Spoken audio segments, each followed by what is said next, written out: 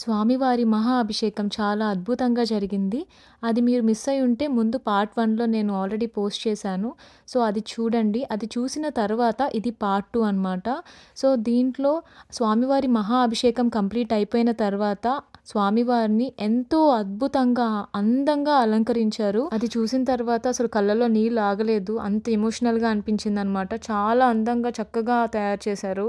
చూస్తేనే మనకి కళ్ళకి అండ్ మనసుకి చాలా హాయిగా అనిపిస్తుంది. మనకెన్ని పనులున్నా సరే, ఎంత బిజీ లైఫ్‌లో ఉన్నా సరే, దేవుడి దర్శనం చేసుకొని అలా కాసేపు గుడిలో కూర్చుంటే చాలు ఎక్కడ లేని మనశ్శాంతి అంతా వస్తుంది. నాకైతే ఆ రోజు అలాగే అనిపించింది. మనసు చాలా ప్రశాంతంగా అనిపించింది. చూడండి, స్వామివారి అలంకరణ చేసిన తర్వాత ఇంత అందంగా కనిపించారు. తరువాత ఒక స్పెషల్ వస్త్రాన్ని ఆక్షన్‌లో పెట్టారనమాట. నేనైతే ఫస్ట్ టైం బిడ్డింగ్ చూస్తున్నాను. స్టార్టింగ్ $500తో స్టార్ట్ చేశారు పూజారి గారు. సో, తర్వాత నుంచి అందరూ ఒక్కొక్కళ్ళు అందుకున్నారనమాట. 700, 1000 అని అలా ఒక్కొక్కళ్ళు పెంచుకుంటూ వచ్చారు. సో, ఫస్ట్ టైం బిడ్డింగ్ లైవ్‌లో చూస్తున్నా నేను. ఫైనల్‌గా $1,251కి బిడ్డింగ్ అయితే కంప్లీట్ అయిందనమాట. సో, ఆ దంపతులు ఈ వస్త్రాలని అందుకున్నారనమాట. చాలా హ్యాపీగా ఫీల్ అయ్యారు.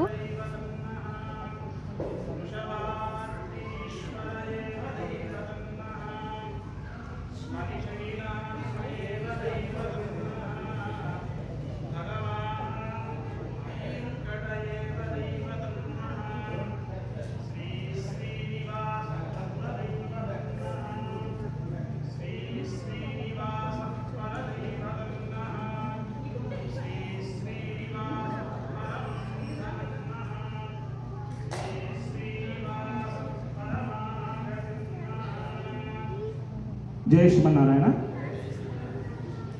అలానే స్వామివారికి, అమ్మవారికి అలంకరించిన చీరలని ఒక సైడ్ మండపం మీద పెట్టి సెల్ చేశారనమాట. ఆ తర్వాత అన్నదానం జరిగింది. యూఎస్ వచ్చిన తర్వాత ఫస్ట్ టైం మేము అన్నప్రసాదం తిన్నాము. ఏదైనా దేవుడి ప్రసాదం అంటే అది అద్భుతంగానే ఉంటుంది కదా! అదేంటో దేవుడికి ప్రసాదం చేస్తే అసలు మనం టేస్ట్ చేయకపోయినా కూడా అది పర్ఫెక్ట్‌గా వస్తుంది. అందులోనూ అన్నదానంలో మేము కూడా ఒక చిన్న పార్ట్ అవ్వడం మాకు చాలా ఆనందం కలిగింది.